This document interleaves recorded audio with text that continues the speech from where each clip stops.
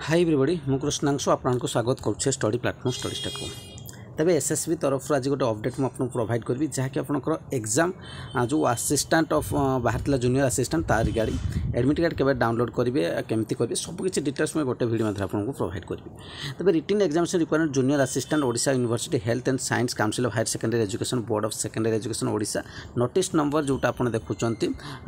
2/2024 will be held इन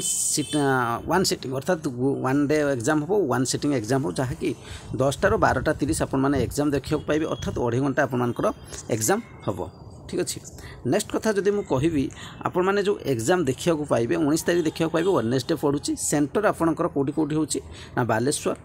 ठीक अच्छे बालेश्वर देखा पाइबे एवं ब्रह्मपुर देखा पाइबे भुवनेश्वर जयपुर संबलपुर एति जन आपने देखा पाइबे हॉल टिकेट पर एडमिट कार्ड जोटा आपने कहते आपको ऑफिशियल वेबसाइट www.ssbodisha.ac.in अवेलेबल रहा तो कथा हो 12/6/2024 ठार आपने डाउनलोड करेंगे ठीक अच्छे।